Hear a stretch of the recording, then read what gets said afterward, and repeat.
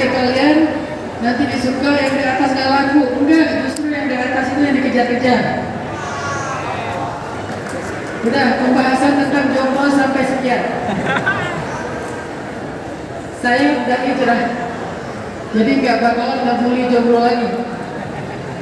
Malam ini insya Allah kita pengen belajar tafakur, tadabbur, ayat-ayat, kisah-kisah, dan nasihat-nasihat yang berharga sebagai bekal hidup kita.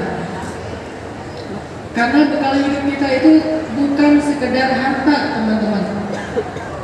Ada banyak orang yang memiliki harta berlimpah tapi tidak mampu membeli kebahagiaan. Ada pasangan suami istri, karirnya bagus, suaminya adalah seorang GM hotel, istrinya seorang GM hotel, suaminya seorang pengusaha. Dua-duanya sukses, tetapi keduanya tidak mampu membeli sakinah, mawaddah, warahmah dalam rumah tangga mereka, sehingga pada akhirnya mereka bercerai. Jadi bekal hidup itu bukan sekedar harta, walaupun harta itu penting. Kita nggak mengabaikan pentingnya harta.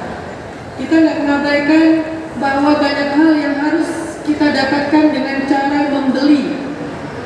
Tetapi ada hal yang harus juga kita tanamkan dalam diri kita. Ternyata modal yang paling penting dalam hidup itu bukan sekedar harta. Harta itu nomor yang kesekian, tapi penting. Bukan sekedar jabatan, karena jabatan itu sementara.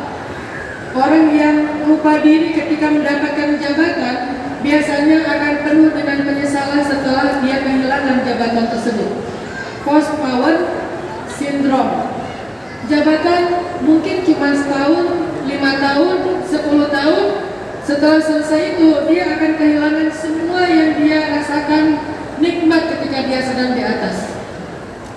Dan bahkan bisa jadi jabatan itulah yang membawa seseorang itu kepada sebuah kecelakaan, sebuah musibah besar dalam hidupnya. Sehingga ketika dia mendapatkan musibah, dia baru berkata, seandainya saya tahu akhirnya akan begini, saya nggak akan mau mendapatkan jabatan tersebut. Itu banyak ya, Pak. Walaupun jabatan juga sesuatu yang sangat penting, bahkan bisa menjadi jalan ke surga lebih dulu daripada yang lain.